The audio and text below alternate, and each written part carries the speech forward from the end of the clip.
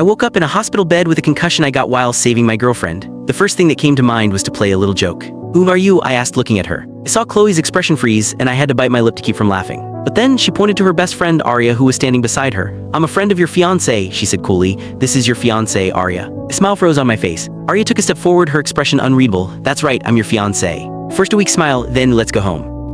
Arya took me home, her home. I looked around the unfamiliar apartment, a space that held absolutely no trace of my existence. No photos, no stray jacket, nothing. I lowered my head and started fiddling with my phone, trying to ground myself. "Do you want to get some rest first?" Arya's voice was soft, gentle. She was playing the part of a loving fiancé perfectly. "Okay," I nodded, using the amnesia as a perfect excuse to let her lead me to the bedroom. She seemed to let out a breath of relief once I was lying down. I closed my eyes, the air filled with her scent, unfamiliar but surprisingly pleasant. A few minutes later, I heard a familiar voice drift in from the other room. "Arya, you're the best friend a girl could ask for. Please just pretend to be his fiancé for a little while." It was Chloe. I sat up, peering through the crack of the bedroom door, which wasn't fully closed. "Aren't you afraid he'll get his memory back one day?" Arya asked. "They must have thought I was asleep." Chloe had her on speakerphone, her voice filling the quiet apartment. "Oh, please, if he remembers, I'll just coo at him a little, give him a few kisses and hugs, and he'll melt," Chloe said with a syrupy sweetness that felt like a shard of glass in my gut. "He loves me so much, he'd never dream of leaving me." So that's what I was to her? Replaceable. A piece of trash she could throw away and pick back up whenever she felt like it, all because I loved her too much. "I'm just a little bored," she continued, her voice light and careless. "We've been together for so long, I just need a little space, a little excitement to feel alive again. It won't be for long.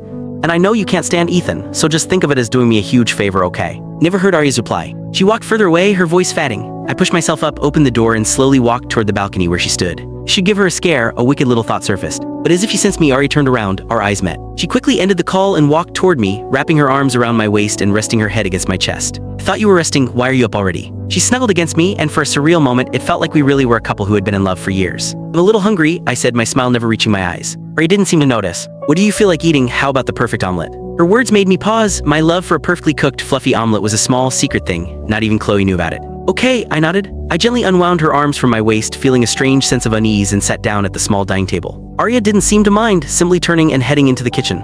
I watched as she expertly tied on an apron and began to cook.